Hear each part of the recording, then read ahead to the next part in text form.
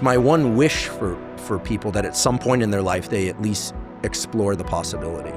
But the one thing that I wish that I had done earlier. So here's a question. To live a faith that's thriving and growing in the modern world, what are the critical ingredients you need in your life, and would it be intentional about bringing them into your life? Neuroscientist Andrew Huberman recently talked to Chris Williamson, and the discussion went to faith. And in this, Huberman declared clearly where he is on the God question, but also he gives a couple of those critical ingredients that we all could use. Now, welcome to One Life Network. We want to be a place where faith and curiosity meet. And this discussion is right in the heartbeat of what I believe is really, really helpful for faith in the modern world. So let's check it out, and then I'll give a couple of those ingredients as a takeaway. I absolutely think there's something real there. And I say that completely as a scientist, right? I mean, I'm used to immunostaining for proteins and running Westerns and, like recording from neurons and, looking at neural circuits using any number of labeling techniques. I mean, I'm a man of science, but there's just no doubt in my mind that this process of giving over to the understanding there's something much greater than us and that we are not in total control, at least not in total control. That feels very comforting to me because of the way I've seen it help so many people. And, I won't be shy about it. It's helped me tremendously. I mean, I'm in a very serious prayer practice daily now. Every night before I go to sleep, without fail. I'm going on a couple years now where I've not missed a single night. I'll get out of bed if I fall asleep and do that.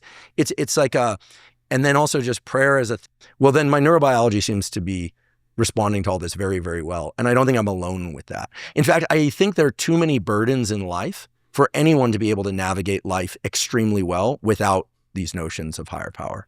I don't think people can do it. And you could show me the most successful, wealthiest people in the world, and I would say, yeah, but they are highly deficient in this area. Not because I'm judging them, right? We're all deficient in some area, but it must be. It has to be, because there's this huge gap in the knowledge set. I've never thought of that paradox, the fact that for a lot of people, billions of people, relinquishing control, the exact opposite of what it is that for most of the habits say, okay, we're going to suppress the anterior mid-cingulate cortex, we're going to use our cognition to limit our distraction, we're going to narrow our focus, all the rest of it. It's intention, it's lean in, it's agency, it's taking control. And then there's this other bit that literally billions of people, and up until 100 years ago, almost everybody did assume was the seat of where their motivations and their discipline, and for a while with the bicameral mind, maybe even the voice inside the head came from. That was the thing that was real. That was the source of this. We evolved in that context. Yeah. We live in a very unique time in history that, as we're saying, in times past, that higher power, however you want to say it, was the default mode for the vast majority of people, not everybody. But then we did experience, beginning with the Enlightenment and then the postmodern world and all that it was pushed back. But now there is a resurgence and there's a renaissance, and that's why discussions like this are so important and also encouraging, because we're living in a time where faith is coming back just kind of in a new, fresh way and integrated with some of the things that originally were posed against it. The brain independently, right? This was convergent evolution from 50 million different corners of the universe. Absolutely. And it's my, I love teaching science. I love learning and teaching science. I hope that's obvious to people. But it's my one wish for people that at some point in their life, they at least explore the possibility and get morning sunlight. But the but be open to faith and get morning sunlight. Like I just hit 50 recently, and I will say, if I look back on my life, I wish I had done certain things differently. I mean, who doesn't, right? This notion of like no regrets, like, yeah, I wish I had made certain decisions, not others. But by and large, I'm very, very happy with the decisions I made, by and large. And I was happy to discover resistance training and running and neuroscience and, cuttlefish and ferrets. I had a pet ferret, and I don't recommend bulldogs. And I have He was excited to discover cuttlefish, which is an interesting thing just to know. An amazing relationship to family and friends, and I'm very blessed in my personal life, and my romantic life is feeling awesome these days. And it's just like it's overwhelmingly positive despite a lot of strain and hardship. But the one thing that I wish that I had done earlier was to stop resisting the voice in my head that said, I think there's a God and I'm going to pray. I kept pushing that away. It was like incompatible with my notion of what it meant to be a scientist. It was just incompatible with things. I just kept pushing down and yet at the same time wishing for it. And recently on my 50th birthday, I had to...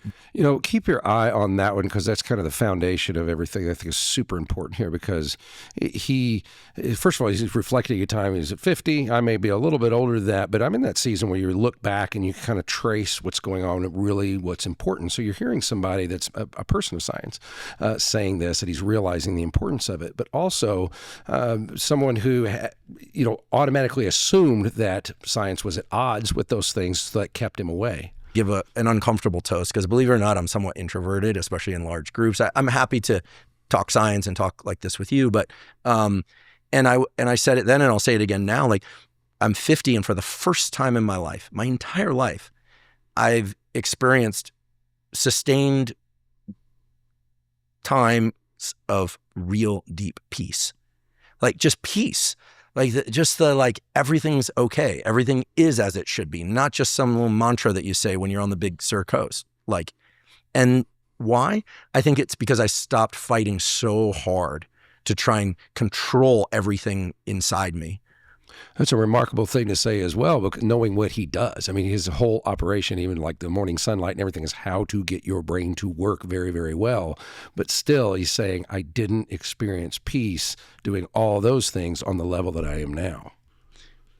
And in my life, and as a consequence, everything's become much easier. It's still challenging, but much, much easier. And it's 100% because of giving over to notion of higher power. I'm very direct about it. It's God, higher power for me, right? Reading the Bible, this kind of thing, prayer.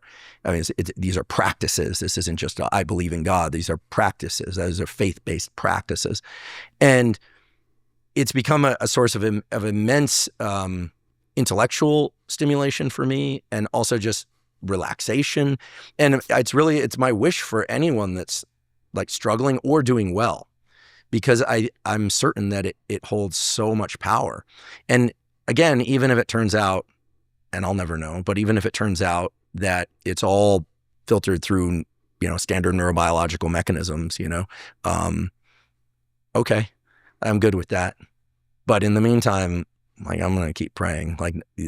And you can look at examples all around and all through history where people have said similar things in circumstances far more challenging than mine.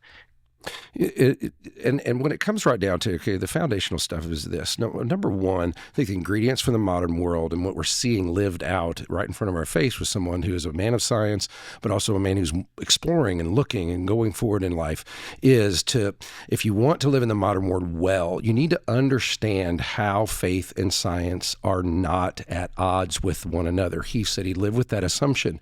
But if you know enough about it and you can put those things together, it's something where it's kind of beat into us to assume it's true. You can't really be a person of science and be a person of faith at the same time. But if you dig a little deeper, you find out that science itself, the scientific method, part of the soil that it came from was from the Christian worldview. That's just a matter of history, and it's a matter of philosophy of that's why we have what we know of as science. Now, to be fair, scientific discoveries did push back and caused a lot of doubts on certain biblical things. But as time has gone on and people have examined and looked and everything else, there's more of a matchup. I remember hearing one guy say, if you have really, really good theology and really, really good science, they're not at odds with one another. Sometimes when they seem at odds, there's a problem on one side or the other. But really coming to terms with that, where you can embrace science and you can embrace, neuroscientific research and things of that nature is critical for the modern era, because we do live in the post-Enlightenment era and the post-science scientific era where we're discovering things more and more all the time. But if you know a Christ-centered worldview, it's not at odds with it. As a matter of fact, they're products of one another. According to Christian orthodoxy, going all the way back to the first century, God wrote two books, the book of his word and the book of his works. And if you look at the book of his works, you can understand things about who he is and how life is functioning. I love watching someone who's doing this in real time and real space. The second one is absolutely critical ingredient is have a daily practice of biblical prayer. Have a daily practice of biblical prayer. That's exactly what he's talking about. Now, as he uses the term higher power, he narrows it down to biblical things. I don't know where he is with Jesus specifically, but he's obviously in the Bible. And the thing that, and being at this stage of life, looking back, and I've thought about this a whole lot. What are the things that I don't regret at all? And what have I found to be the most important thing you can possibly do in your life? I really believe it is having the daily practice of biblical prayer. That if I hadn't had that in life, a lot of things would be very, very, very, very different. And the reason for that is, first of all, there's a neurological thing that happens we can't even explain. He's saying, I finally have peace. Even though he did all the other things right, he was working out, he was doing the things that you're supposed to do, but now he has what the Bible calls a peace that passes understanding.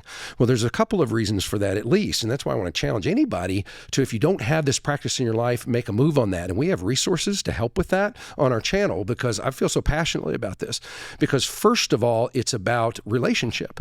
The Bible says God is love. You are in relationship with the creator of the universe, and that's what prayer is. But having his word there, the Bible, is him being able to speak into your life. And what happens is, as you make a practice of it, it takes your mind to places that you wouldn't naturally go. And it lifts your perspective to a completely different place that's actually healthy. It can challenge you. It can open up doors that you wouldn't even considered opening, didn't even know were there if you were just kind of traveling on your own. That's the beauty of it. And just day after day after day, it's not anything grandiose or anything like that.